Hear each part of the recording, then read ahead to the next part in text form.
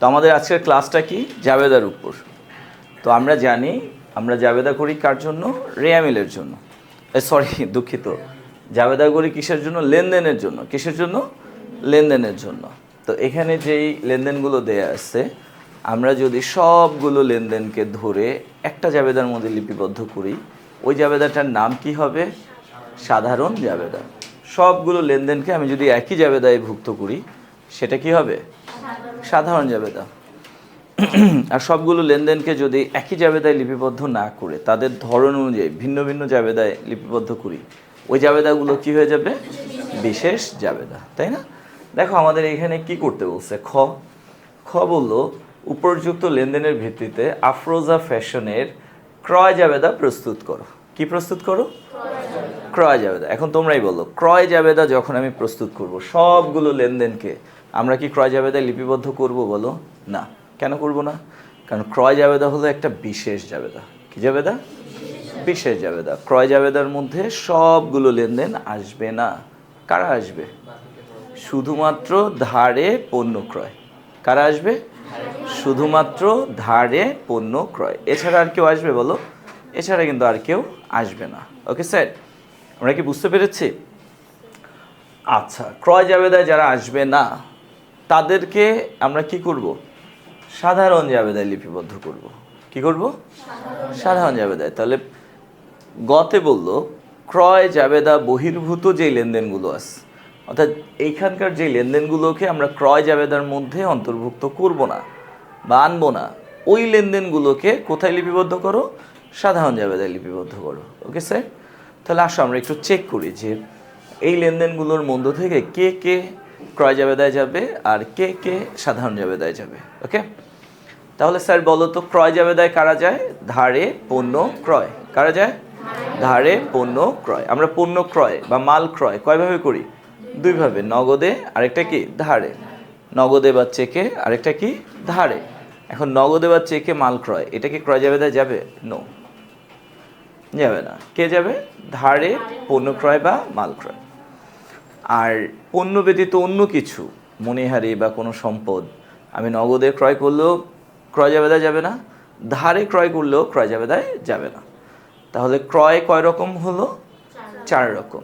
নগদে পণ্য ক্রয়, ধারে পণ্য ক্রয়, নগদে সম্পদ ক্রয়, ধারে সম্পদ ক্রয়। তো এই 4 রকম ক্রয়ের মধ্যে আমরা শুধুমাত্র কাকে ক্রয় জাবেদায় আনবো? ধারে পণ্য ক্রয়। বাকি যে 3টা ক্রয়, নগদে পণ্য ক্রয়, নগদে সম্পদ ক্রয়, ধারে সম্পদ ক্রয়, এই ধরনের ক্রয়গুলো ক্রয় জাবেদায় আসবে না। বুঝতে পারলাম স্যার? ওকে, তো আসো আমরা একটু চেক করি।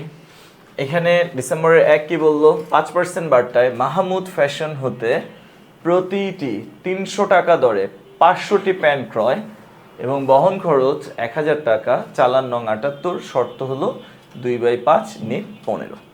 দেখো আমাদের ব্যবসা প্রতিষ্ঠানের নাম কি? আফরোজা ফ্যাশন। আমাদের কাজ কি? পোশাক কেনা বেচা করা। তাহলে আমরা হচ্ছি পোশাক কেনা বেচার ব্যবসা, তাই না? তাহলে আমাদের জন্য এই যে প্যান্ট, শার্ট, টি শার্ট, হ্যাঁ, আদার্স এই টাইপের যত পোশাক আছে, এই পোশাকগুলোকে আমরা কি বলবো? সম্পদ নাকি মাল বা পণ্য? কি বলবো বলো? মাল বা পণ্য। বুঝছো? তো যেহেতু আমরা একটা পোশাক ব্যবসায়ী, দ্যাটস ওয়াই আমরা যদি শার্ট কিনি, প্যান্ট কিনি, এগুলো হলো পণ্য ক্রয়। আমরা যদি শার্ট বিক্রি করি, প্যান্ট বিক্রি করি, কাপড় বিক্রি করি, এগুলা কি? পণ্য বিক্রয়। কিন্তু আমরা যদি এসি কিনি, এটা কি পণ্য ক্রয় না এটা সম্পদ ক্রয়? সম্পদ ক্রয়। আমরা যদি ফার্নিচার বিক্রি করি, এটা সম্পদ বিক্রয়। এইখানে তোমরা যারা আসছো, তো এই বিষয়টা ক্লিয়ার তো, যে কাকে আমরা পণ্য বলবো আর কাকে আমরা সম্পদ বলবো। তাহলে যেই জিনিসগুলো কেনা বেচা করাই আমাদের কাজ, ওই জিনিসগুলোকে আমরা কি বলবো? পণ্য। তাহলে আমরা একটা পোশাক ব্যবসায়ী, জামা কাপড় কেনা বেচাই আমাদের কি কাজ। এখানে জামা কাপড়, শার্ট, প্যান্ট, এগুলো আমাদের জন্য কি স্যার? পণ্য। সো এগুলা কেনা মানে পণ্য কেনা, এগুলা বিক্রি করা মানে কি? পণ্য বিক্রি করা। এখন দেখো, তুমি যখন পণ্য ক্রয় করতেছো, কার কাছ থেকে ক্রয় করতেছো তার নাম দেয়া আছে, কিন্তু নগদে কিনেছো বা চেকে কিনেছো এটা বলে নেই। তাহলে বুঝতে হবে এটা ধারে। কি স্যার? ধারে। আবার তুমি যার কাছে পণ্য বিক্রি করেছো তার নাম দেয়া আছে, কিন্তু নগদে বিক্রয় নাকি চেকে বিক্রয় এই টাইপের কিছু বলে নাই, তাহলে কি বুঝতে হবে? ধারে। যেমন ধরো আমি একটা এক্সাম্পল দিই, হ্যাঁ, মনে করো আমি এখানে লিখলাম পণ্য ক্রয় 5,000 টাকা, পণ্য ক্রয় 5,000 টাকা। আচ্ছা বলো তো, এই যে পণ্য ক্রয় 5,000 এটা কি নগদে না ধারে? এটা হলো নগদে। এটা কি স্যার? নগদে। পণ্য ক্রয় 5,000 এটা কি নগদে ক্রয়। কেন নগদে ক্রয়? কারণ এখানে নগদে না ধারে না চেকে কিছুই বলে নাই, নামও দেয়া নাই, কোনো হিন্টস নাই, তার মানে এটা কি নগদে। আচ্ছা যদি বলা হয় চেকে পণ্য ক্রয় 50,000 টাকা, এটাও কি ওই নগদে ক্রয়। নগদে ক্রয় চেকে ক্রয় এগুলাকে আমরা নগদ ক্রয় বলে থাকি। কিন্তু যদি এখানে বলে সালামের নিকট থেকে, সালামের নিকট থেকে পণ্য ক্রয়, সালামের নিকট থেকে পণ্য ক্রয় 1,00,000 টাকা, যদি এটা বলে, এখন বলো আমরা পণ্য ক্রয় করেছি রাইট, কার কাছ থেকে? সালামের কাছ থেকে। আচ্ছা সালামের কাছ থেকে আমরা পণ্য ক্রয় করেছি কিভাবে? নগদে বলছে না, চেকে বলছে না, তাহলে আমি কার কাছ থেকে ক্রয় করেছি? সালামের কাছ থেকে। কিভাবে ক্রয় করেছি? নগদে বা চেকে কিছু বলে নাই, তাহলে বুঝতে হবে এটা ধারে ক্রয়। কি বুঝতে হবে? ধারে ক্রয়। তাহলে আমি কার কাছ থেকে ক্রয় করেছি তার নাম দেয়া আছে, কিন্তু নগদ বা চেক কিছু বলে নাই, তাহলে বুঝতে হবে এটা কোন ধরনের ক্রয়? ধারে ক্রয়। কিন্তু যদি এরকম বলে যে কালামের নিকট হতে, কালামের নিকট থেকে নগদে বা চেকে পণ্য ক্রয় 20,000 টাকা। ওকে, এখন বলো আমরা কি করেছি? কার কাছ থেকে? এখানে পণ্য ক্রয় করেছিলাম সালামের কাছ থেকে, এবার এখন পণ্য ক্রয় করেছি, নাম দেয়া আছে না নাই? তবে কিভাবে? নগদে বা চেকে যদি বলে, তাহলে আমরা কি বলবো? এটা কি ধারে? না, এটা কি হবে? নগদ ক্রয়। এটা কি স্যার? নগদে ক্রয়। তাহলে এইভাবে বুঝতে হবে আমাদেরকে, হ্যাঁ, বিষয়গুলো মোটেও কঠিন না, জাস্ট মনে রাখতে হয় একটু সচেতনভাবে। তাহলে জাস্ট ক্রয় বলছে, তাহলে বুঝতে হবে এটা কি? নগদে। যদি নগদ বা চেক বলে তাহলে ওইটাই। যদি নাম বলে বাট নগদ চেক কিছু না বলে তাহলে কি হবে? ধারে। নাম বলছে বাট নগদও বলছে বা চেকেও বলছে, তাহলে আবার ধারে বোঝা যাবে না। বুঝতে পারছো? তখন নগদে বা চেকে। ক্লিয়ার? তো এই যে কথাগুলো আমি বললাম এগুলো ক্রয়কে নিয়ে বললাম, সেম কথাগুলো বিক্রয়ের জন্য প্রযোজ্য। সেমগুলো বিক্রয়ের জন্য প্রযোজ্য। যেমন আমি পণ্য ক্রয় না লিখে যদি বলি বিক্রয় 5,000, তার মানে বুঝতে হবে এটা কি? নগদে বিক্রয়। চেকে পণ্য বিক্রয় 50,000, তার মানে কি বুঝতে হবে? নগদে বিক্রয়। সালামের নিকট থেকে পণ্য বা সালামের নিকট পণ্য বিক্রয় 1,00,000 টাকা, তার মানে কি? এটা কি? ধারে বিক্রয়। কালামের নিকট নগদে বা চেকে পণ্য বিক্রয় 20,000 টাকা, তার মানে এটা কি? নগদে বিক্রয়। বুঝা গেল? আচ্ছা তুমি যখন ক্রয় জাবেদা করবা, আমি এত কথা কেন বললাম? যখন ক্রয় জাবেদা করবা বা বিক্রয় জাবেদা করবা, হ্যাঁ, ধরো আমরা বিক্রয় জাবেদা করতেছি, তো বিক্রয় জাবেদায় কি আমি সব বিক্রয়কে আনতে পারবো? এই শুধু ধারে পণ্য বিক্রয়। ক্রয় জাবেদায় কি আমি সব ক্রয়কে আনতে পারবো নাকি শুধু ধারে পণ্য ক্রয়? আচ্ছা ধরো তুমি বিক্রয় জাবেদা করতেছো সাপোজ, হ্যাঁ, যেমন আমাদের পরের এক্সাম মানে পরের ইয়েতে কি বলছে, এক্সারসাইজে বিক্রয় জাবেদা প্রস্তুত করো। কি করো? তো এই যে আমি যখন বিক্রয় জাবেদা প্রস্তুত করবো, বলো তো, এই যে পণ্য বিক্রয় 5,000, এটা কি আমি আনবো বিক্রয় জাবেদায়? বলো। এটা তো 1, এটা 2, এটা 3, এটা 4। যে 1 নম্বর লেনদেন পণ্য বিক্রয় 5,000, এটা কিভাবে বিক্রয়? নগদে। এটা কি বিক্রয় জাবেদায় যাবে? না, এটা কিন্তু যাবে না।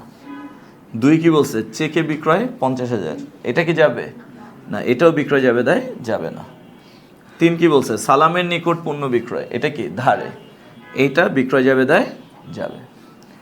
4 কি বলছে? কালামের নিকট নগদে বা চেকে বিক্রয়, এটা কি যাবে? না, কারণ এটা ধারে না, এটা নগদ, এটা যাবে না। তো দেখো সবই তো পণ্য বিক্রয়, কিন্তু সবাই কি বিক্রয় জাবেদায় যাবে? যাবে না, শুধুমাত্র কে যাবে? 3। আর 1, 2, 4 এরা যাবে না। কেন যাবে না? কারণ এরা নগদ বিক্রয়, এরা কি? নগদে পণ্য বিক্রয়, সো এরা যাবে না। আমাকে বুঝাতে পারছে?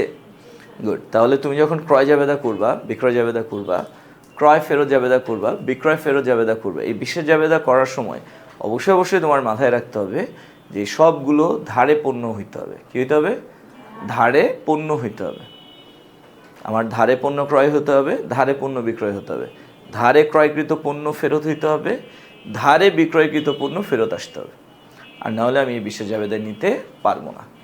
পণ্যের জায়গায় যদি আমি সম্পদ ধারে বিক্রি করি, বিক্রয় জাবেদায় আসবে না। ধারে পণ্য বিক্রয়, বিক্রয় জাবেদায় যাবে, কিন্তু ধারে সম্পদ বিক্রয় কি যাবে? ধারে পণ্য ক্রয়, ক্রয় জাবেদায় যাবে, কিন্তু ধারে সম্পদ ক্রয় কি ক্রয় জাবেদায় যাবে? যাবে না। তাহলে এই কথাগুলো আমাদের মাথায় রাখতে হবে। ওকে, তো 1 খ দেখি একটু। খতে কি বলছে? ক্রয় জাবেদা প্রস্তুত করো। কি করো? ক্রয় জাবেদা প্রস্তুত করো। তাহলে আমরা ধারে পণ্য ক্রয়গুলো খুঁজে বের করি। তো ধারে পণ্য ক্রয় চেনার উপায় হলো 3টা। কয়টা?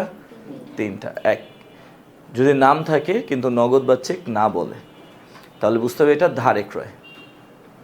ওকে, যে ক্রয়ের ক্ষেত্রে কি দেয়া থাকবে? নাম দেয়া থাকবে, কিন্তু নগদ বা চেক কথাটা বলবে না, তাহলে কি বুঝবো? এটা ধারে ক্রয়। 2, যদি চালান দেয়া থাকে। কি দেয়া থাকে? চালান নং দেয়া থাকে।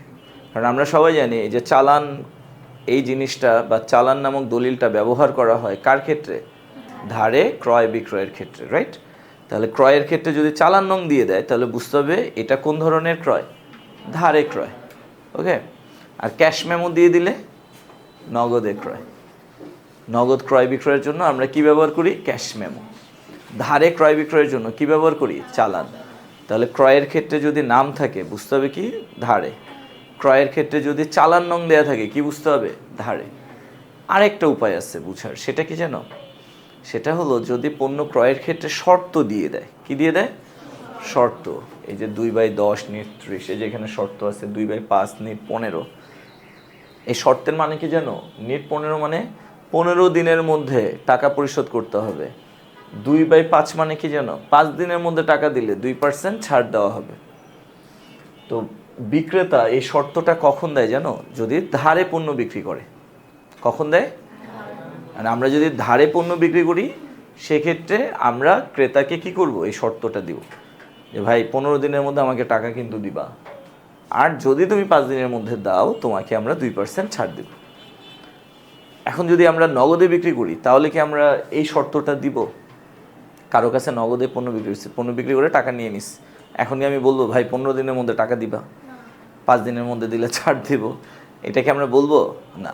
তাহলে নগদে ক্রয়, নগদে বিক্রয়ের ক্ষেত্রে এই শর্তটা দেয়া থাকে না, কিন্তু ধারে ক্রয়, ধারে বিক্রয়ের ক্ষেত্রে কি থাকে? এই শর্তটা দেয়া থাকে। তাহলে আমরা বুঝলাম পণ্য ক্রয় বা পণ্য বিক্রয়ের সময় যদি নাম থাকে কিন্তু নগদ বা চেক উল্লেখ না থাকে, তাহলে বুঝবো কি? ধারে। এটা একটা।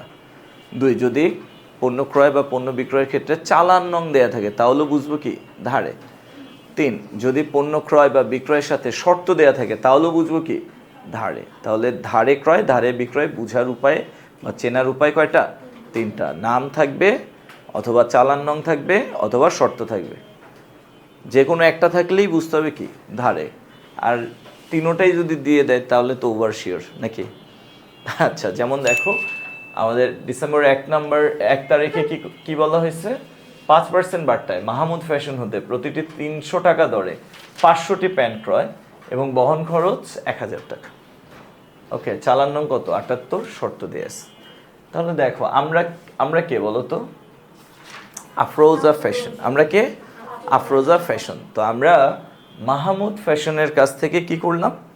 প্যান্ট ক্রয় করলাম, তাই না? কার কাছ থেকে কিনেছি? মাহমুদ ফ্যাশনের কাছ থেকে। তো আমরা কার কাছ থেকে কিনেছি তার নাম দেয়া আছে না নাই? তাহলে বুঝতে পারলাম এটা কি? ধারে। কেন? কারণ এখানে মাহমুদ ফ্যাশনের কাছ থেকে নগদে কিনেছি বলছে চেকের মাধ্যমে কিনেছি বলছে? বলে নাই, জাস্ট বলছে মাহমুদ ফ্যাশনের কাছ থেকে কেনা হয়েছে। তা কার কাছ থেকে কিনেছি? মাহমুদ ফ্যাশন নাম দেওয়া আছে, তার মানে কি এটা ধারে। এছাড়াও এখানে চালান নং বলছে, এটা দ্বারাও আমরা কি বুঝলাম? ধারে, কারণ যদি নগদে হইতো তাহলে ক্যাশ মেমো বলতো, যেহেতু চালান বলছে সো এটা কি ধারে। আবার শর্ত দেওয়া আছে, তার মানে এটা দ্বারাও বুঝলাম কি ধারে। তাহলে ডিসেম্বরের 1 তারিখ আমরা যে প্যান্ট ক্রয় করলাম 500টি, প্রতিটি 300 টাকা দরে, এই লেনদেনটা কোন ধরনের লেনদেন? ধারে পণ্য ক্রয়। কোন ধরনের লেনদেন? ধারে পণ্য ক্রয়। সো এটা ক্রয় জাবেদায় যাবে নাকি যাবে না? ইয়েস, এটা ক্রয় জাবেদায় যাবে। ওকে, দেন কি বলছে? নগদে প্যান্ট বিক্রয়। আচ্ছা বলো, এটা কি ক্রয় জাবেদায় যাবে? নো, ক্রয় জাবেদায় শুধু ধারে পণ্য ক্রয় যাবে। তো নগদে প্যান্ট বিক্রয়, এটা তো আর ধারে পণ্য ক্রয় হলো না, হলো? সো এটা ক্রয় জাবেদায় যাবে না। দেন আর মাহমুদ ফ্যাশনকে 100টি প্যান্ট ত্রুটিযুক্ত থাকায় ফেরত প্রদান। তো মাহমুদ ফ্যাশনকে আমরা প্যান্ট ফেরত দিয়ে দিস, এটা কি ফেরত? মাহমুদের কাছ থেকে আগে কিনেছিলাম, এখন ফেরত দিলাম, এটা কি ফেরত? এটা ক্রয় ফেরত। ধারে ক্রয় ফেরতের জন্য আমরা কি ক্রয় জাবেদা করি? আমরা কি করি? ক্রয় ফেরত জাবেদা। কি করি? যদি আমাদেরকে বলতো ক্রয় ফেরত জাবেদা করো, তাহলে এই লেনদেনটা আমরা ক্রয় ফেরত জাবেদায় নিয়ে যেতাম। বাট আমাদেরকে কি ক্রয় ফেরত জাবেদা করতে বলছে না ক্রয় জাবেদা? তাহলে বলো, এটা কি ক্রয় জাবেদায় যাবে? নো, এটা ক্রয় জাবেদায় যাবে না। পুরাতন আসবাবপত্র মেরামত করা হয়েছে, এটা কি ধারে পণ্য ক্রয়? তাহলে এটা যাবে? যাবে না। ইসলাম স্টোর হতে প্রতি জোড়া 400 টাকা দরে 200টি শার্ট ক্রয়। আচ্ছা, আমরা শার্ট ক্রয় করেছি। শার্ট ক্রয় মানে কি? পণ্য ক্রয়। কার কাছ থেকে? ইসলাম স্টোর। কিভাবে? নগদে না চেকে? বলে নাই, তার মানে ধারে। নাম দেওয়া থাকার কারণে আমরা কি বুঝে নিলাম? ধারে, তার মানে এটা ধারে পণ্য ক্রয়। ওকে, এখানে দেখো বাট্টার হার দেওয়া আছে 10%, শর্ত দেওয়া আছে। এই শর্ত দেখেও আমরা কি বুঝলাম? এটা ধারে। বাট এখানে দেখো চালান নং দেয়া নেই, বাট কি দেয়া আছে? শর্ত। যদি শর্ত না থাকতো তাহলে আমরা কি বুঝতাম? ধারে। অর্থাৎ এই তিনটার যে কোনো একটা থাকলেই কি ধারে বুঝতে হবে, হয় নাম থাকবে, না হলে চালান থাকবে, না হলে শর্ত থাকবে। ওকে স্যার, তাহলে বলো তো এটা কি ধারে পণ্য ক্রয় না? এটা কি ক্রয় জাবেদা যাবে নাকি যাবে না? ইয়েস, যাবে। ওকে, দেন কি বললো? মাহমুদ ফ্যাশনকে পরিশোধ 40,000 টাকা। আমরা মাহমুদ ফ্যাশনকে টাকা পরিশোধ করে দিয়েছি। আচ্ছা, মাহমুদ ফ্যাশনকে যদি টাকা পরিশোধ করি, এটা কি ধারে ক্রয় হলো? নো। তাহলে এটা কি ক্রয় জাবেদায় যাবে? না, যাবে না। তাহলে আমরা দেখলাম যে আমাদের এই প্রশ্নের মধ্যে 1 2 3 4 5 টোটাল 5টা লেনদেন আছে। 5টা লেনদেনকে আমরা কি ক্রয় জাবেদায় নিব বলো? না। কয়টা নিব? 2টা। তাহলে ক্রয় জাবেদায় যাবে না কয়টা? টোটাল কয়টা? 5টা না? 1 2 3 4 5, ও নিচে একটা আছে 6। তাহলে 6টার মধ্যে ক্রয় জাবেদায় যাবে কয়টা? 2টা। যাবে না কয়টা? ওই 4টাই হলো ক্রয় জাবেদা বহির্ভূত লেনদেন। অর্থাৎ যেই লেনদেনগুলো ক্রয় জাবেদায় যাচ্ছে না তারা হলো কি ক্রয় জাবেদা বহির্ভূত লেনদেন। এই ক্রয় জাবেদা বহির্ভূত লেনদেনগুলোকে বা ক্রয় জাবেদা সংশ্লিষ্ট নয় বা ক্রয় জাবেদা সংশ্লিষ্ট ব্যতীত এই লেনদেনগুলোকে আমরা কোথায় নিব বলো তো? সাধারণ জাবেদায়। কোথায় নিব? সাধারণ জাবেদায়। তাহলে খতে আমরা একটা বিশেষ জাবেদা করব যেটার নাম কি? ক্রয় জাবেদা। আর গতে আমরা কি করব বলো তো? সাধারণ জাবেদা। ওকে স্যার, তো আমরা অ্যাট ফার্স্ট একটু ক দেখি প্লিজ স্যার। ক,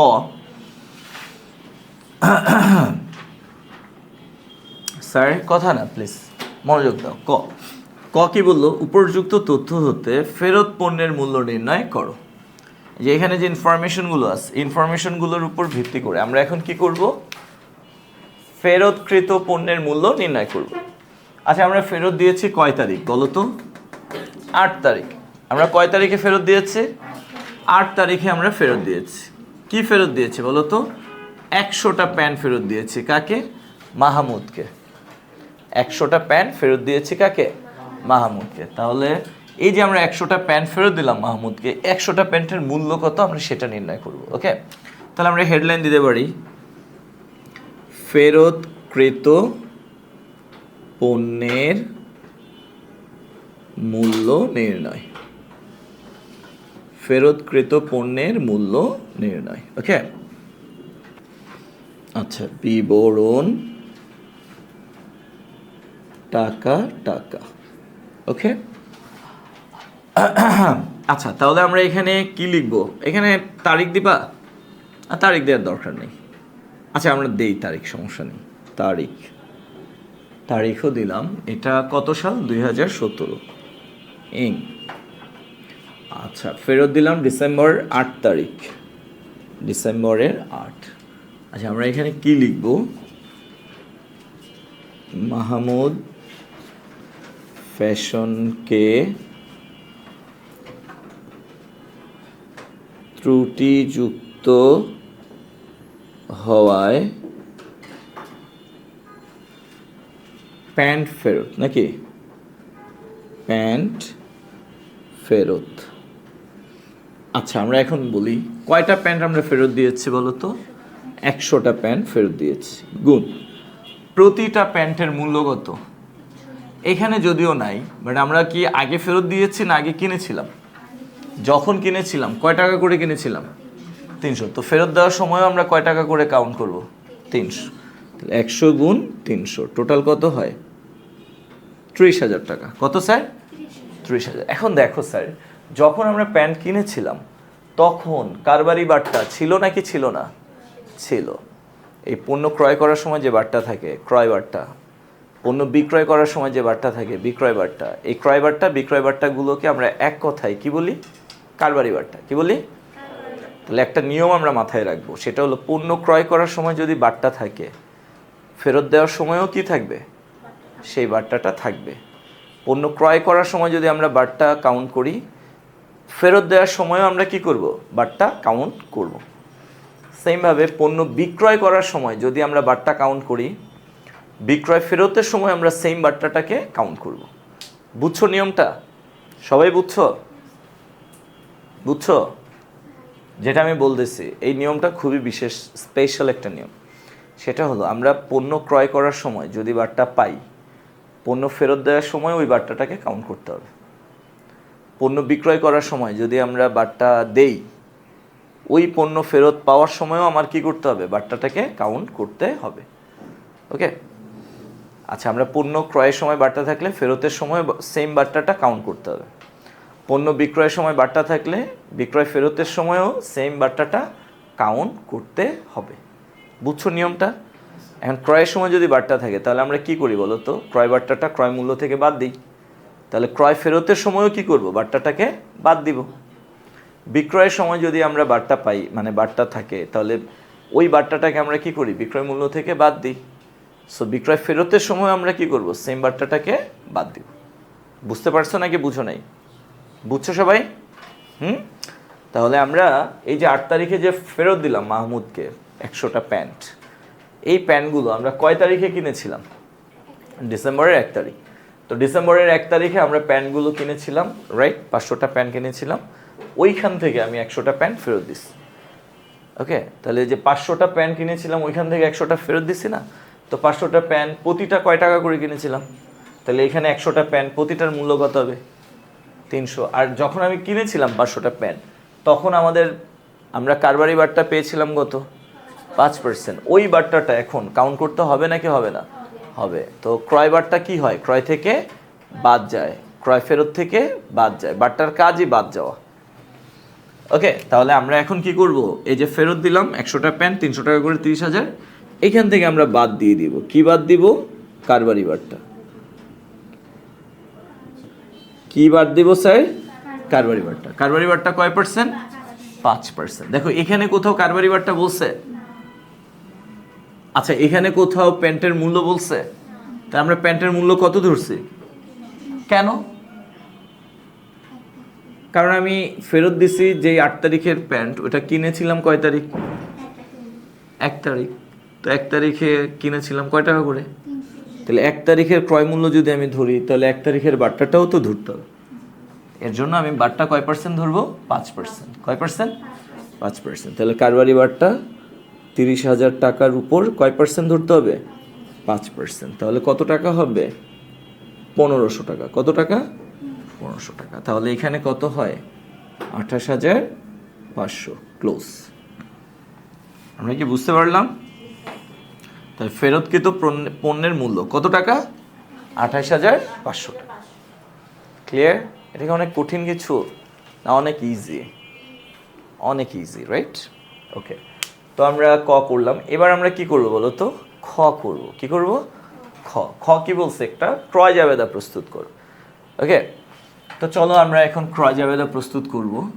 তবে স্যার ক্রয় জাবেদা প্রস্তুত করার জন্য আমাদেরকে অ্যাট ফার্স্ট কী করতে হবে? ছক আঁকতে হবে। ক্রয় জাবেদার ছক আঁকতে হবে। তো তোমাদের সবার মনে আছে তো ছক কীভাবে আঁকতে হয়, তাই না? তাহলে চলো আমরা ছকটা এঁকে ফেলি। আফরোজা ফ্যাশন, আচ্ছা আফরোজা ফ্যাশন এর ক্রয় জাবেদা। ওকে, তো আমরা এখন ক্রয় জাবেদার ছক আঁকতেছি। স্যার যারা ভুলে গেছো তারা একটু দেখো ছকটা কীভাবে আঁকবো। দেখো আমরা ক্রয় জাবেদার ছকটা কীভাবে আঁকবো। ফার্স্টে 1 স্কেল পরিমাণ জায়গা কেটে নিব এবং এই জায়গাটার নাম কি হবে? এই ঘরটার নাম কি হবে? তারিখ। ওকে, দেন আমরা এখান থেকে 2 স্কেল পরিমাণ জায়গা কেটে নিব। কয় স্কেল? 2 স্কেল পরিমাণ জায়গা কেটে নিব। ওকে, এই যে 2 স্কেল পরিমাণ জায়গা কেটে নিলাম, এটা হলো টাকার ঘর। কি স্যার? তবে বিশেষ জাবেদার একটা বিশেষ নিয়ম আছে। টাকার ঘরে ডেবিট টাকা ক্রেডিট টাকা লেখা যাবে না, এখানে জাবেদার লিখতে হবে। কি লিখতে হবে? আচ্ছা আমরা কি জাবেদা করতেছি? ক্রয় জাবেদা। ক্রয় জাবেদা মানে কি?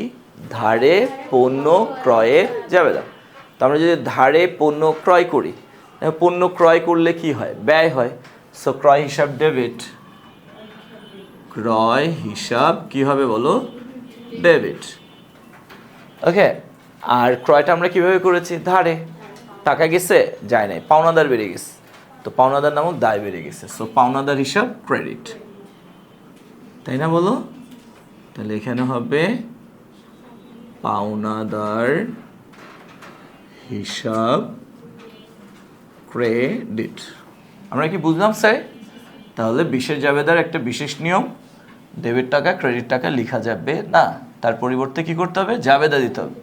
এন্ড ক্রয় জাবেদা মানে ধারে পণ্য ক্রয়ের জাবেদা। সো ধারে পণ্য ক্রয়ের জাবেদা হলো ক্রয় হিসাব ডেবিট, পাওনাদার হিসাব ক্রেডিট। ওকে, আচ্ছা এইবার আমরা এখানে 3টা ঘর আঁকবো। কয়টা? যেহেতু আমরা ক্রয় জাবেদা করতেছি, অন্যদের বেলা আমরা 2টা আঁকি, বাট ক্রয় জাবেদার ক্ষেত্রে কয়টা আঁকতে হবে? 3টা। একটা একটু ছোট আর বাকি 2টা একটু বড় বড়। এই ঘরটার নাম হবে কি? সূত্র। এই ঘরটার নাম হবে কি? চালান নং। আর এই ঘরটার নাম কি হবে? শর্ত। সূত্র, চালান নং, শর্ত। কয়টা ঘর হলো? 3টা। ওকে, এখন একটা ঘর খালি আছে, রাইট? সাধারণত এই ঘরটাকে বিবরণের ঘর বলে। তো বিশেষ জাবেদার ক্ষেত্রে আমরা বিবরণের ঘরে বিবরণ লিখব না, আমরা কি লিখবো জানো? এই যে বিশেষ জাবেদাটা কার? ক্রয়ের। এটা কার জাবেদা? এটা ক্রয় জাবেদা। তাহলে ক্রয় জাবেদার ক্রয় কথাটা কোথায় থাকে বলো তো? ডেবিটে। আমি এখানে উল্টা লিখব, ক্রেডিট হিসাব খাত সমূহ। ক্রেডিট হিসাব খাত সমূহ। বুঝছো নাকি বুঝো নাই? তাহলে এটা কি জাবেদা? ক্রয় জাবেদা। ক্রয় জাবেদার ক্রয় কথাটা কি? ডেবিট। ক্রয় কথাটা কি? ক্রয়ের কথাটা হলো ডেবিট। ক্রয় একটা ব্যয়, সো ক্রয় কি? ডেবিট। যেহেতু ক্রয় জাবেদার ক্রয় কথাটা ডেবিট, দ্যাটস ওয়ে আমরা এখানে উল্টা দিক লিখব, ক্রেডিট হিসাব খাত সমূহ। আচ্ছা ধরো আমি যদি এটা বিক্রয় জাবেদা করতাম, তাহলে বিক্রয় জাবেদার বিক্রয় কথাটা কি? বিক্রয় কি? আয় না? তাহলে বিক্রয় জাবেদার বিক্রয় কথাটা কি? আয়, ক্রেডিট। তখন আমি এখানে কি লিখতাম? ডেবিট হিসাব খাত সমূহ। বুঝছি নাকি বুঝি নাই?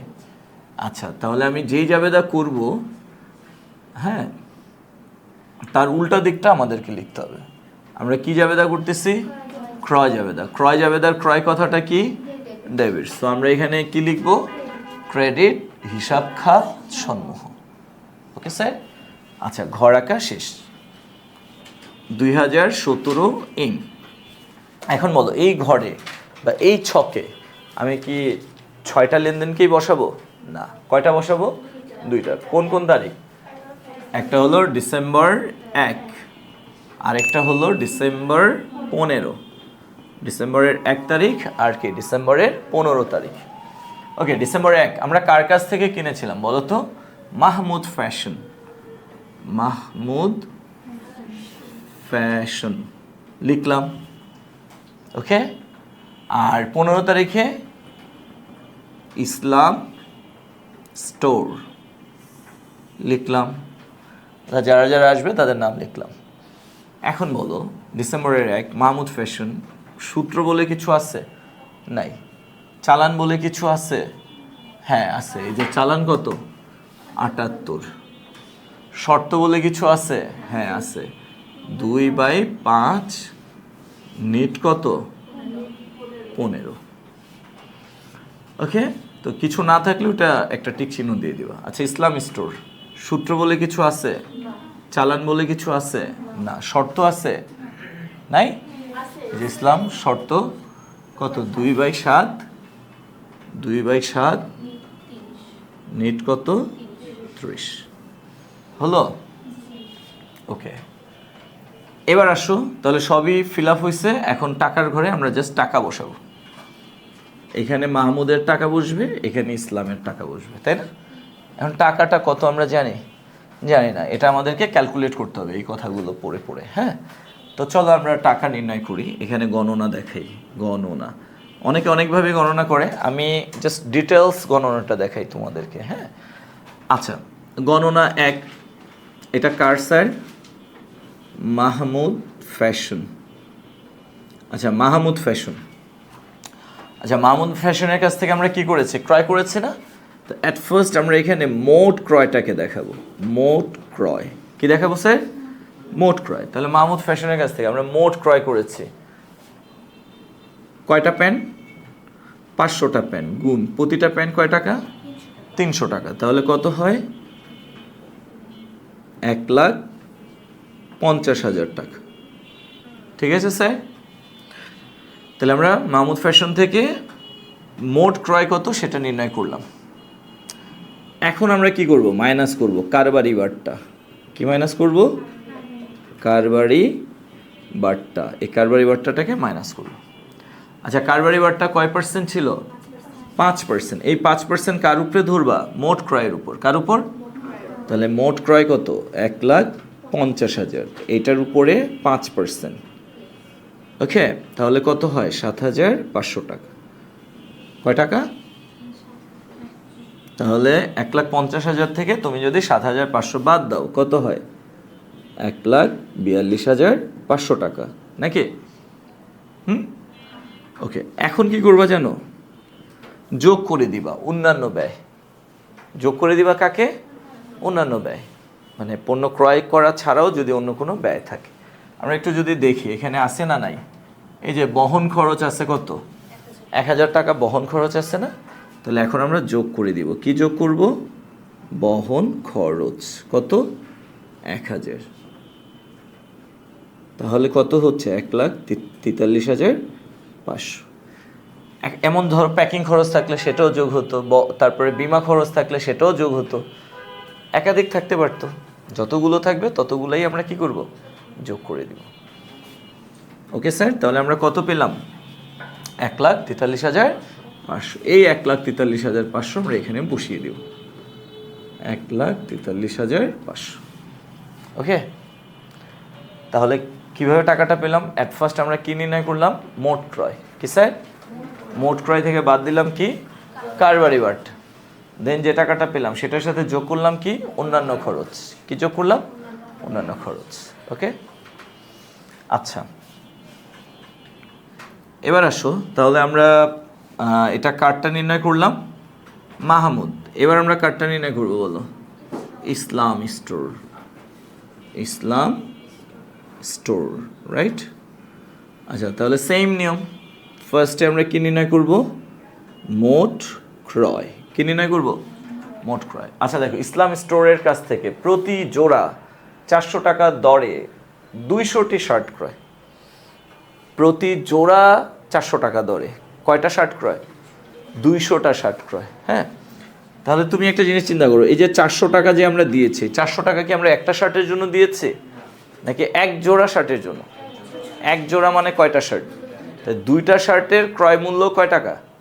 400 টাকা। তাহলে 2টা শার্টের ক্রয় মূল্য 400 টাকা, তাই না? তাহলে 200টা শার্ট মানে কি 200 জোড়া নাকি 100 জোড়া? 200টা শার্ট দ্বারা কি 200 জোড়াকে বোঝাচ্ছে না 100 জোড়াকে? বুঝো নাই? এটা যে না বুঝো তাকে ক্লাস 5-এ এই 1-2-তে ঢুকাইতে হবে। 1 জোড়া মানে কয়টা শার্ট? 2টা শার্ট। তাহলে 200টা শার্ট মানে কয় জোড়া? 100 জোড়া। তাহলে আমি 400কে গুণ দিব কত দিয়ে?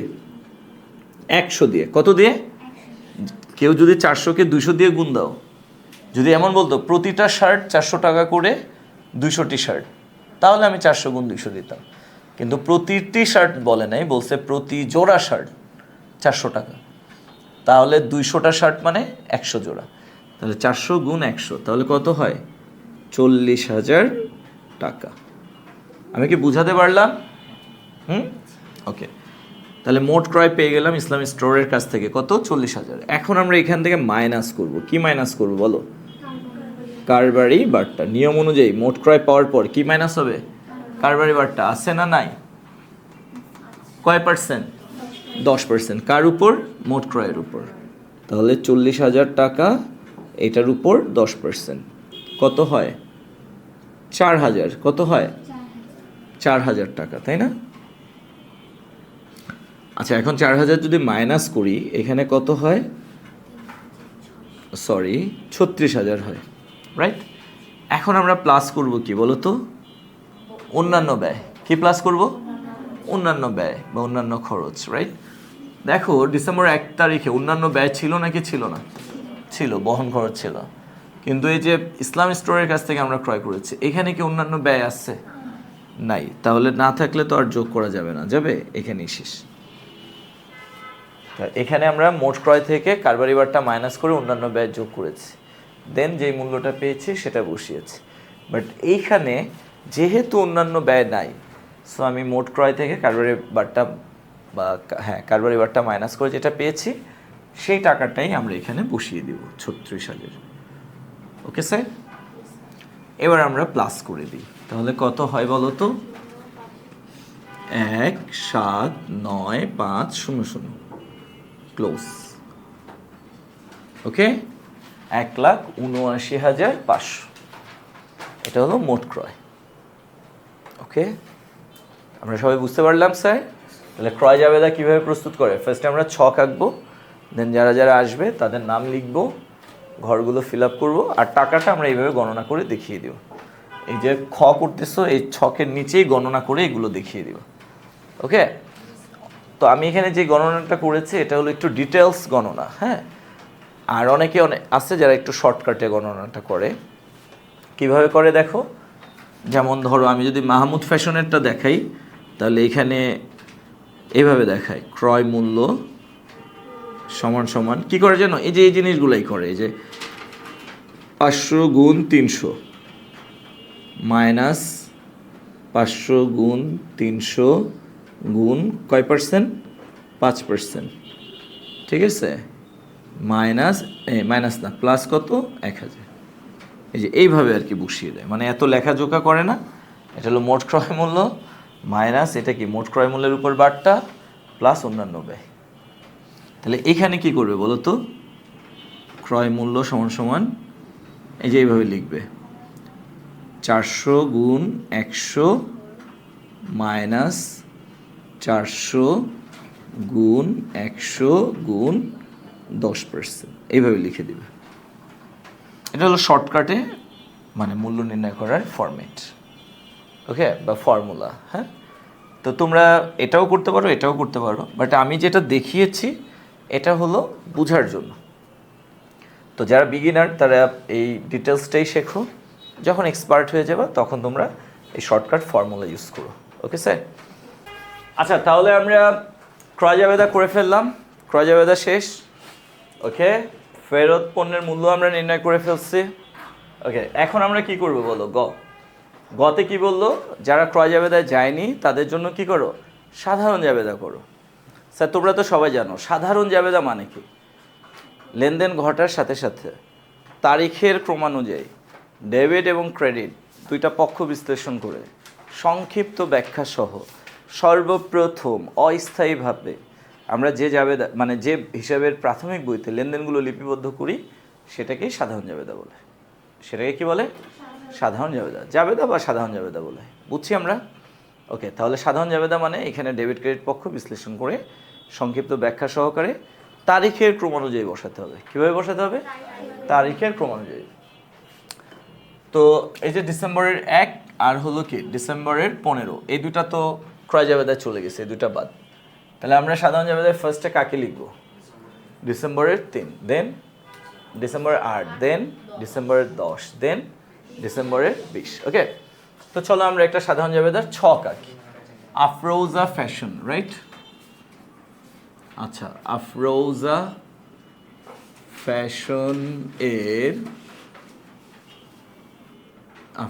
ফ্যাশন এর সাধারণ জাবেদা। ওকে, আচ্ছা স্যার, আমি তো তোমাদেরকে সাধারণ জাবেদার ছক আঁকা শিখিয়েছিলাম। ওকে, এটা হলো ঘর। এখান থেকে আমরা ফার্স্টে 1 স্কেল পরিমাণ জায়গা কেটে নিব, 1 স্কেল পরিমাণ, এবং এটার নাম কি হবে বলো? তারিখ।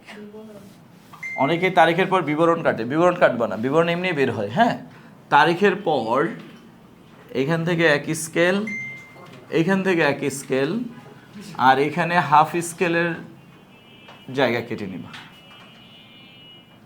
দেখছো, তারিখের পর আমি কি কাটলাম? 1 স্কেল, 1 স্কেল, হাফ স্কেল। এখন এই যে বড় যে ঘরটা আমি পেলাম, এটাই বিবরণ। এটাই কি? তাহলে বিবরণকে আমি বিবরণ, দেখো বিবরণের ঘর আমি কেটেছি না, এটা এমনি পেয়ে গেছি। অলওয়েজ বিবরণের ঘরটা অনেক বড় হয়। এই ঘরটার নাম হবে খতিয়ান পৃষ্ঠা, এই ঘরটার নাম হবে ডেবিট টাকা। ওকে, এই ঘরটার নাম হবে ক্রেডিট টাকা। এই ঘরটার নাম কি? ক্রেডিট টাকা। ওকে, ঘর আঁকা হয়ে গেল। তাহলে কিভাবে ঘর আঁকতে হয় বুঝছো? অনেকে এমন মদনের মতো ঘর আঁকে, দেখলে বমি চলে আসে। হ্যাঁ, ডেবিটেড মানে ধরো বিবরণের ঘরটা এতটুকু, মানে বিষয়টা এরকম হয় আর কি। ধরো তারিখ, বিবরণ, হ্যাঁ, খতিয়ান পৃষ্ঠা, ডেবিট টাকা, ক্রেডিট টাকা, এই হইল ঘর। তারিখ, বিবরণ, খতিয়ান পৃষ্ঠা, ডেবিট টাকা, ক্রেডিট টাকা, এই। তো এই জায়গায় এখন তুমি হিসাব কেমনি লিখবা বলো? তো এইভাবে যারা ঘর আঁকো তারা কিন্তু মদন। এইভাবে আঁকা যাবে না। ওকে, তো তুমি ঘর কিভাবে আঁকবা? তারিখ, ডেবিট, ক্রেডিট আর খতিয়ান পৃষ্ঠা কাটবা, ওই যে যেভাবে বললাম। বিবরণ তুমি এমনিই পেয়ে যাবো। ওকে স্যার, এবার আমরা লিখি এখানে 2017। এই আমরা অ্যাট ফার্স্ট কী করবো? তারিখের ঘরে সাল বসাবো। ওকে, এবার বলো, আমি কি নিচের থেকে দিব, মাঝের থেকে দিব, না উপর থেকে সিরিয়ালি দিব? হ্যাঁ, তারিখের ক্রমানুযায়ী জাবেদায় লিখতে হবে। উল্টাপাল্টা লিখলে কাটা যাবে। অনেকে আছে, অনেক পণ্ডিত, সে কী করবে? 3 দিয়ে 10 দিবে, পরে 8 দিবে, স্যার একটু এদিক সেদিক হয়ে গেছে, কাটা যাবে। ওকে, আচ্ছা, তাহলে আমরা এখানে অ্যাট ফার্স্ট ডিসেম্বর 3 তারিখের জাবেদা দিচ্ছি। স্যার, আমরা এখানে যারা আছি সবাই ডেবিট ক্রেডিট নির্ণয় করা শিখেছি না? আচ্ছা, যে কোনো একটা লেনদেন পরে যদি আমরা ডেবিট ক্রেডিট নির্ণয় করতে চাই, নিজেদেরকে প্রশ্ন করব, টাকা আসলো নাকি গেল? তাই না বলো? যে কোনো লেনদেনের ডেবিট ক্রেডিট নির্ণয়ের কৌশলটা কি? লেনদেনটা পড়ে আমরা নিজেদেরকে প্রশ্ন করব, টাকা কি আসছে নাকি গেছে? যদি টাকা আসে, ওকে, তাহলে নগদান হিসাব ডেবিট অথবা ব্যাংক হিসাব ডেবিট হবে। যে কারণে আসলো ওই কারণটা কি হবে? ক্রেডিট হবে। ধরো আমরা নগদে পণ্য বিক্রি করছি, তো প্রশ্ন করো, টাকা আসছে না গেছে? আসছে, সো নগদান হিসাব ডেবিট। কেন আসছে? বিক্রয়ের জন্য, বিক্রয় হিসাব ক্রেডিট। ধরো আমরা নগদে পণ্য ক্রয় করছি, প্রশ্ন করো, টাকা আসছে না গেছে? গেছে, সো নগদান হিসাব ক্রেডিট। বা চেকে পণ্য ক্রয় করছি, তাহলে ব্যাংক থেকে গেছে, সো ব্যাংক হিসাব ক্রেডিট। কেন গেল? পণ্য ক্রয়ের জন্য, সো ক্রয় হিসাব ডেবিট। এখন সবসময় কি টাকা আসে যায়? টাকা আসার কথা কিন্তু আসে নাই, তখন আমি নগদান হিসাব বা ব্যাংক হিসাব ডেবিট করব? তার পরিবর্তে দেনাদার হিসাবকে কি করব? ডেবিট করব। আবার টাকা যাওয়ার কথা আবার যায় নাই, তখন কি আমি নগদানকে ক্রেডিট করব, ব্যাংকে ক্রেডিট করব? না, তার পরিবর্তে পাওনাদারকে কি করব? ক্রেডিট। যেমন ধরো ধারে পণ্য ক্রয় করা হয়েছে, তো আমি যদি পণ্য ক্রয় করি, টাকা যাওয়ার কথা, বাট গেছে, যায় নাই, তাহলে নগদান ক্রেডিট না হয়ে পাওনাদার ক্রেডিট হয়ে যাবে। কেন পাওনাদার ক্রেডিট হলো? ক্রয় করার কারণে, পণ্য ক্রয় করার কারণে, দ্যাটস ওয়াই ক্রয় হিসাব কী হবে? ডেবিট। ক্রয় ডেবিট, পাওনাদার ক্রেডিট। নগদ ক্রেডিট হলো না, ব্যাংক ক্রেডিট হলো না, কেন? কারণ নগদ টাকাও যায় নাই, ব্যাংক থেকেও টাকা যায় নাই, যাওয়ার কথা ছিল যায় নাই, দ্যাটস ওয়াই পাওনাদার বেড়ে গেছে, পাওনাদার নামক দায় বাড়ার কারণে পাওনাদার ক্রেডিট হয়ে গেছে। ওকে, আবার আমি ধারে পণ্য বিক্রি করছি, নগদান ডেবিট হবে? আচ্ছা, পণ্য বিক্রি করলে টাকা আসার কথা, বাট আসছে? আসে নাই, কেন আসে নাই? ধারে বিক্রি করছি, তাহলে নগদান ডেবিট হবে? নো। ব্যাংক ডেবিট হবে? নো। তার পরিবর্তে দেনাদার ডেবিট হবে। কে ডেবিট হবে? তাহলে দেনাদার ডেবিট হবে। আর দেনাদার কেন ডেবিট হলো? পণ্য বিক্রি করার কারণে। সো বিক্রয় হিসাব কী হয়ে যাবে? ক্রেডিট। তাহলে আমি যেটা বুঝাতে চাইলাম, এগুলো কিন্তু আমি 2 নম্বর চ্যাপ্টারেও, লেনদেন অধ্যায়েও তোমাদের বুঝিয়েছি, তাই না? দুতরফা দাখিলা এই অধ্যায়েও বুঝিয়েছি, জাবেদা অধ্যায়েও বুঝাচ্ছি। তারপরে আমরা বুঝলাম যে দুতরফা দাখিলা পদ্ধতি, লেনদেন, দুতরফা দাখিলা পদ্ধতি আর জাবেদা, এই তিনোটা অধ্যায় প্রায় সেম, একই। সেটা হলো কি? লেনদেন পড়ে এই লেনদেনের সাথে জড়িত হিসাবগুলোকে চিহ্নিত করা এবং তাদের ডেবিট এবং ক্রেডিট পক্ষ নির্ণয় করা। ওকে, সো যারা ডেবিট ক্রেডিট নির্ণয় করতে পারবা তাদের জন্য অ্যাকাউন্টিং অনেক ইজি, যারা এটা পারবা না তাদের জন্য কিন্তু কঠিন। আর ডেবিট ক্রেডিট নির্ণয়ের জন্য ওই একটাই পদ্ধতি, লেনদেনটা পড়ে নিজেকে প্রশ্ন করো, তুমি কি টাকা পেয়েছো নাকি টাকা দিয়েছো? টাকা পেলে টাকা ডেবিট, যে কারণে পেয়েছো সে কি? ক্রেডিট। যদি টাকা দাও তাহলে টাকাটা কি হবে? ক্রেডিট। যে কারণে দিয়েছো সে কি হয়ে যাবে? ডেবিট। তো চলো আমরা স্টার্ট করি। ডিসেম্বর 3, নগদে প্যান্ট বিক্রয় 35,000 টাকা। আচ্ছা, আমরা যদি নগদে প্যান্ট বিক্রয় করে থাকি, প্রশ্ন করো নিজেদেরকে, নগদে প্যান্ট বিক্রয় করেছি, তাহলে কি টাকা গেছে না আসছে? নগদে প্যান্ট বিক্রয় করেছি আমরা, তাই না? তাহলে টাকা কি গেছে না আসছে? আসছে। কি টাকা আসছে? ব্যাংক টাকা না নগদ টাকা? চেক বললে ব্যাংকে আসছে, আর চেক না বললে নগদ আসছে। কোন ধরনের টাকা আসছে? তাই নগদে প্যান্ট বিক্রয় করার কারণে আমাদের কাছে কি আসছে? নগদ টাকা আসছে। তো নগদ টাকা তো সম্পদ, নগদ টাকা আসলে নগদান হিসাব কি হবে? ডেবিট। তাহলে আমরা নগদান হিসাব কি লিখবো স্যার? ডেবিট। নগদান হিসাব ডেবিট লিখব। এবার বলো তো, এই যে নগদ টাকা যে আসছে, কেন আসছে? প্যান্ট বিক্রয়ের জন্য, পণ্য বিক্রয়ের জন্য। তো পণ্য বিক্রি করলে বিক্রয় হিসাব ক্রেডিট, কি স্যার? তাহলে আমরা এখানে কি লিখব? বিক্রয় হিসাব ক্রেডিট। দেখো, তাহলে ডেবিট ক্রেডিট সহজে নির্ণয় হয়ে গেছে না? তা আমরা লেনদেন পড়লাম, নগদে প্যান্ট বিক্রয় 35,000 টাকা। এবার নিজেকে প্রশ্ন করো, টাকা কি গেছে না আসছে? টাকা আসছে। টাকা আসলে টাকা কি হয়? ডেবিট হয়। কোন টাকা আসছে? নগদ টাকা। তাই নগদান হিসাব ডেবিট। নগদান হিসাব, নগদ টাকা কেন আসছে? বিক্রয়ের জন্য। সো বিক্রয় হিসাব ক্রেডিট। বুঝছো? আচ্ছা, এখন এখানে আমরা একটা সংক্ষিপ্ত ব্যাখ্যা লিখব। যেহেতু নগদে পণ্য বিক্রয় করা হলো, যেহেতু নগদে পণ্য বিক্রয় করা হলো। সবাই বুঝেছো স্যার? গুড। তাহলে 3 তারিখ গেল। এবার আমরা কয় তারিখে জাবেদা দিব? 8 তারিখ। 8 তারিখ কি বলছে? মাহমুদ ফ্যাশনকে 100টি প্যান্ট ত্রুটিযুক্ত থাকায় ফেরত প্রদান। তাহলে আমরা যদি ফেরত দেই, এটা কি ফেরত? ক্রয় ফেরত। ফেরত দিলে কি ফেরত? আর এটা কি নগদে ক্রয় ফেরত না ধারে ক্রয়কৃত পণ্য ফেরত? ধারে ক্রয়কৃত পণ্য ফেরত। ওকে স্যার, একটু যে চিন্তা করো, যখন আমরা ধারে ক্রয় করি তখন ক্রয় ডেবিট হয়, পাওনাদার ক্রেডিট হয়, রাইট?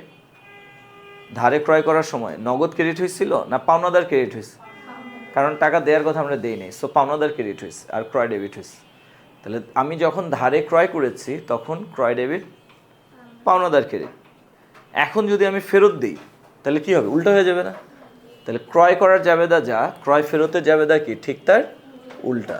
তাহলে ধারে ক্রয়ের সময় ক্রয় ডেবিট, পাওনাদার ক্রেডিট ছিল, ক্রয় ফেরতের সময় এখন পাওনাদার কি হয়ে যাবে? কমে যাবে। সো পাওনাদার ডেবিট। তাহলে পাওনাদার নামক দায় কমে যাচ্ছে, তাই পাওনাদার কি হবে? ডেবিট। আর ক্রয় ফেরতটা কি হয়ে যাবে? ক্রেডিট। ওকে, তাহলে ক্রয় ফেরত বা ধারে ক্রয় ফেরতের জন্য পাওনাদার কমে গেল। সো আমরা এখানে লিখব পাওনাদার। এই পাওনাদারের নাম তো আমরা জানি কি? মাহমুদ। মাহমুদ ফ্যাশন। তাহলে পাওনাদার মাহমুদ ফ্যাশন হিসাব কি হবে স্যার? ডেবিট। পাওনাদার মাহমুদ ফ্যাশন হিসাব ডেবিট। আর ক্রয় ফেরত হিসাব কি হবে? ক্রেডিট। ক্রয় ফেরত হিসাব কি হবে স্যার? ক্রেডিট। তাহলে পাওনাদার মাহমুদ ফ্যাশন হিসাব ডেবিট, ক্রয় ফেরত হিসাব ক্রেডিট। আমরা এখানে কি লিখব? যেহেতু ধারে ক্রয়কৃত পণ্য, স্যার কথা না প্লিজ, যেহেতু ধারে ক্রয়কৃত পণ্য ফেরত দেয়া হলো, রাইট? ফেরত দেয়া হলো, যেহেতু ধারে ক্রয়কৃত পণ্য ফেরত দেয়া হলো। ওকে, আচ্ছা এটা ডিসেম্বরের কয় তারিখ? 8। এবার ডিসেম্বরের 10। আচ্ছা ডিসেম্বরের 10, আসো আমরা লেনদেনটা পড়ি। পুরাতন আসবাবপত্র মেরামত 500 টাকা। পুরাতন আসবাবপত্র আমরা ঠিকঠাক করছি, কয় টাকা খরচ হয়েছে? আচ্ছা তাহলে পুরাতন আসবাবপত্র যদি আমরা মেরামত করি তাহলে বলো তো, নিজেকে প্রশ্ন করো, টাকা কি আসছে না গেছে? কোন টাকা গেছে? ব্যাংক টাকা না নগদ টাকা? নগদ টাকা। তাহলে নগদ টাকা যদি চলে যায়, নগদান হিসাব কি হবে? ক্রেডিট। কি হবে? ক্রেডিট, কারণ সম্পদ কমে গেছে। নগদান হিসাব কি? ক্রেডিট। কেন কমলো? মেরামতের জন্য। সো মেরামত খরচ ডেবিট। বুঝছো? তাহলে আমরা দুইটা পক্ষ পেলাম, মেরামত খরচ ডেবিট, নগদান হিসাব ক্রেডিট। মেরামত হিসাব, মেরামত হিসাব বা মেরামত খরচ হিসাব নাকি? মেরামত খরচ হিসাব ডেবিট, আর নগদ টাকা চলে গেছে তাই নগদান হিসাব কি হবে? ক্রেডিট। তাহলে আমরা এখানে কি লিখব? আচ্ছা কয় টাকা? 500 টাকা। আল্লাহ আমি টাকা লিখি নাই না? ওহো, আচ্ছা এখানে নগদান হিসাব ডেবিট কয় টাকা হবে? 35,000। আচ্ছা আর এখানে কত? 35,000। আচ্ছা পাওনাদারকে ওই যে আমরা ফেরত দিচ্ছে, আমরা এটা এই কতে আমরা ফেরতকৃত পণ্যের মূল্য বের করেছিলাম মনে আছে? 28,500 টাকা। কত? 28,500। তাহলে এখানে হবে 28,500, 28,500। যারা ভুলে গেছো তারা ভিডিও থেকে দেখে নিও কতে আমরা এই যে ক্রয় ফেরতের মূল্যটা কিভাবে পেয়েছিলাম। হ্যাঁ, আর এখানে হবে 500 টাকা, তাই না?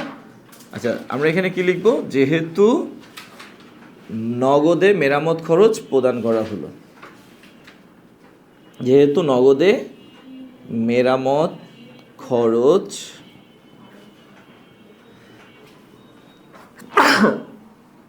যেহেতু নগদে মেরামত খরচ প্রদান করা হলো। স্যার বুঝেছি আমরা। লাস্ট ওয়ান, ডিসেম্বরের 20 তারিখ। মাহমুদ ফ্যাশনকে পরিশোধ 40,000 টাকা। কি বললো স্যার? মাহমুদ ফ্যাশনকে পরিশোধ, আমরা মাহমুদ ফ্যাশনকে টাকা পরিশোধ করেছি কত? 40,000। তো মাহমুদ ফ্যাশনকে আমরা যদি টাকা দিই, প্রশ্ন করো নিজেকে, টাকা কি আসছে না গেছে? টাকা দেওয়ার কারণে টাকা কি আসছে না গেছে? তাহলে বলো তো, আমরা যদি মাহমুদকে টাকা দিয়ে থাকি তাহলে টাকা কি আসছে না গেছে? টাকা চলে গেছে। তো টাকা চলে গেলে কি হবে? ক্রেডিট। এই টাকাটার নাম কি হবে? ব্যাংক না নগদ? আমরা তো চেক দিই নাই, চেক দিয়েছে? চেক দিলে ব্যাংক ক্রেডিট হতো, নগদ টাকা দিয়েছি, সো নগদান হিসাব ক্রেডিট। কি হবে? নগদান হিসাব ক্রেডিট। কাকে দিয়েছি বলো তো? মাহমুদ ফ্যাশনকে। সো মাহমুদ ফ্যাশন কি হয়ে যাবে? ডেবিট। মাহমুদ ফ্যাশন কি হয়ে যাবে? ডেবিট। এখন দেখো আমরা যাকে টাকা দেই তাকে আমরা পাওনাদার বলি। কি বলি? আমরা কাকে টাকা দিই বলো তো? পাওনাদারকে। তো মাহমুদ আমাদের জন্য কি? পাওনাদার। আর আমরা টাকা পাই কার কাছ থেকে বলো তো? দেনাদারের কাছ থেকে। কার কাছ থেকে? এই কথাগুলো আমরা অনেকবার বলছি না? লেনদেন অধ্যায়ে বলছি, দুতরফা অধ্যায়ে বলছি না যে আমরা যদি মিস্টার এ, ধরো আমরা মিস্টার এক্সকে টাকা দিলাম, মিস্টার এক্সকে টাকা পরিশোধ করলাম, তাহলে মিস্টার এক্স কি? পাওনাদার। মিস্টার ওয়াইয়ের কাছ থেকে আমরা টাকা আদায় করলাম, তার মানে মিস্টার ওয়াই কি? আমাদের জন্য দেনাদার। আমরা পাওনাদারকে টাকা দেই আর দেনাদারের কাছ থেকে টাকা আদায় করি। তাহলে আমরা কাউকে টাকা পরিশোধ করলে তাকে কি নামে ডাকবো? পাওনাদার নামে। কি নামে? ওকে, তাহলে দেখো যে মাহমুদ ফ্যাশনকে পরিশোধ 40,000, তাহলে আমাদের কাছ থেকে 40,000 টাকা চলে গেছে, তার মানে নগদান হিসাব ক্রেডিট। নগদান হিসাব ক্রেডিট। কেন গেল? মাহমুদ ফ্যাশনকে দেওয়ার কারণে। তাহলে পাওনাদার মাহমুদ ফ্যাশন কি হয়ে যাবে? ডেবিট। ওকে, যাকে দিলাম সে ডেবিট হয়ে যাবে। তাহলে আমরা এখানে লিখতে পারি পাওনাদার মাহমুদ ফ্যাশন হিসাব ডেবিট। পাওনাদার মাহমুদ ফ্যাশন হিসাব ডেবিট। আর নিচে কি হবে? নগদান হিসাব ক্রেডিট। আমরা কি বুঝতে পারলাম স্যার? কত টাকা? 40,000 টাকা। বলেই দিচ্ছে আমরা 40,000 টাকা দিয়েছি। ওকে, এখানে ব্যাখ্যা কি দিবা? যেহেতু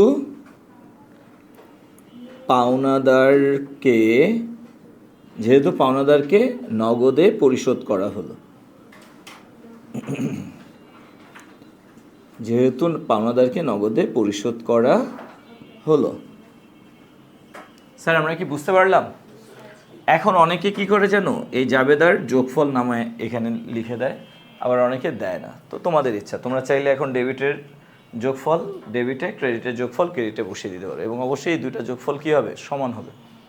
আর যদি কেউ না করো, যোগফল না বসাও, তাহলেও সমস্যা নেই। জাবেদার যোগফল দেওয়া বাধ্যতামূলক না, তুমি চাইলে দিতে পারো, নাও দিতে পারো। তো যেহেতু নাও দেওয়া যায়, তাহলে আমার মতে দেওয়া ঠিক দরকার নেই, খুদাই টাইম নষ্ট হবে। ওকে স্যার, তাহলে আমরা আজকে কি করলাম? ক্রয় জাবেদা কীভাবে করতে হয় শিখলাম, আবার একটা সাধারণ জাবেদাও দেখলাম। ওকে, তো জাবেদা কি কঠিন? ইজি অনেক, তাই না? ওকে স্যার, ঠিক আছে, আজকের ক্লাস এই পর্যন্ত।